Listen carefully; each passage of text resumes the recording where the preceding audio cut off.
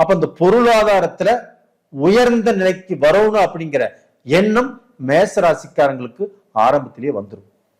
ஒரு 25 வயசு பையன் எனக்கு நிரந்தர வருமானம் வரணும், எனக்கு வாடகையாவது வரணும், இல்லையா எனக்கு பார்த்தீங்கன்னா ஏதாவது இப்போ பேங்க் டெபாசிட் பண்றோம்னா அதுல ஒரு நிரந்தர வருமானம் வரணும், இது மாதிரி அவங்களுக்குன்னு ஒரு எண்ணம் அப்பவே வந்துடும்.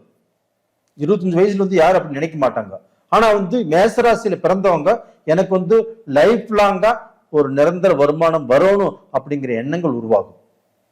அதுக்கு தகுந்த மாதிரி அவங்க பொருளாதாரம், அவங்க சம்பாதிக்கணும், சாதிக்கணும் அப்படிங்கிற பாடுபடுவாங்க.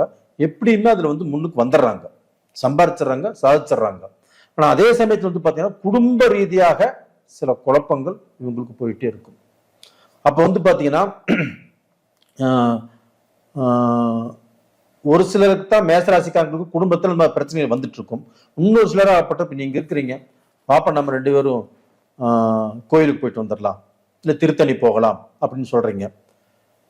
நான் என்ன சொல்றேன்னா, நான் வர்றேங்க, எங்க வீட்லயுமே சொல்லிட்டு அவங்களையும் கூட்டிட்டு வந்துடுறேன், இல்லை அவங்க அக்கா பசங்க இருக்கிறாங்க அவங்களையும் கூட்டிட்டு வந்துடுறேன், எங்க மாமனார் இருக்கிறார் இல்லை மாமியார் இருக்கிறாங்க அவங்களுக்கு வயசாயிடுச்சு அவங்க இன்னும் எப்போ கோயிலுக்கு போறாங்களோ அவங்களையும் கூட்டிட்டு வந்துடுறேன், இப்படின்னு எல்லாத்தையுமே இழுத்து போட்டுட்டு வரக்கூடிய எண்ணம் இந்த மேசராசிக்காரங்க கிட்ட மட்டும்தான்.